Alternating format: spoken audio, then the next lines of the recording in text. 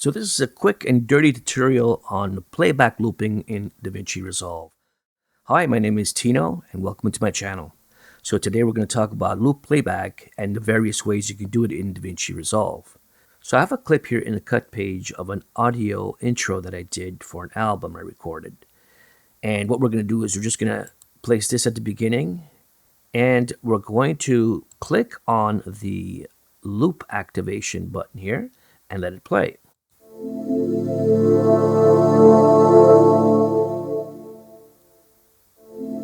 So if you notice, we got ourselves a complete loop.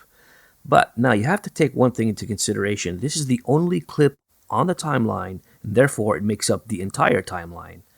Now, essentially what is happening is the whole timeline is looping once we've activated this button. But now, what if we want to loop an actual section of this clip rather than the entire clip itself? So what you have to do is you have to place your playhead where you want the loop to start, press I for endpoint, and then you have to move the clip, or rather the playhead, to where you want the loop to end and press O. And now, when you press play, there we go. Now you have a region that has been looped within the clip or the timeline. And that's how you do it in the cut page. So now let's remove the in and out points and also remove the button for the loop. And we're going to jump into the edit page. Let's just open this up a little bit like that. And we'll start at the beginning like we did before.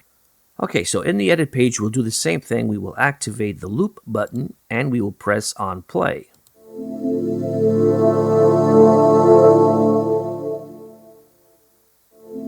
And if you notice, the same thing happens. The whole entire timeline or clip will loop.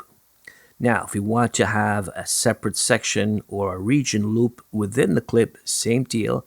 Place your playhead where you want it to start and press I, and then relocate the playhead, press O, and once again press on play. And it automatically starts to loop. So that's how it's done in the edit page. So now let's deactivate the loop button and also the in and out points.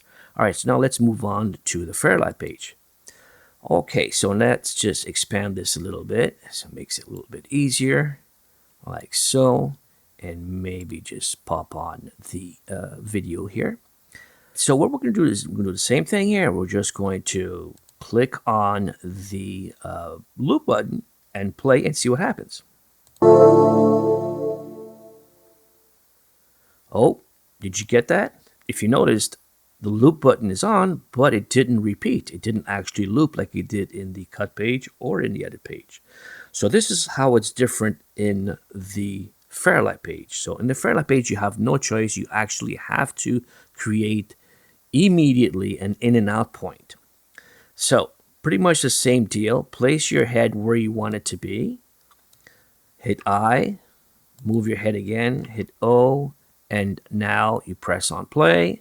Oh, did you get that as well?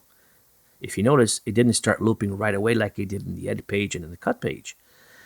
So here's the weird thing. In Fairlight, you absolutely have to make sure that the playhead is actually within the loop region for it to actually start looping. Don't ask me why. I don't have an answer for that. So here we go. And there you go. If you notice, now I started to loop. A little bit weird, but what can I tell you? So now, as I said before, there are two ways of actually doing it in the Fairlight page, and I'll show you now. So I'll remove the in and out points again.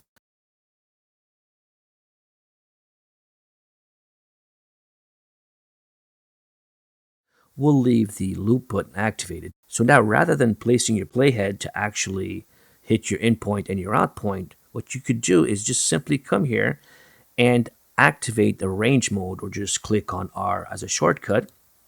And all you have to do is just literally left drag anywhere you want the loop to start and end, like such. And you're done. All you got to do is press play. And you got yourself a solid loop. And there you go. So if you like this video, please like and subscribe. I'd really appreciate it. Bye for now.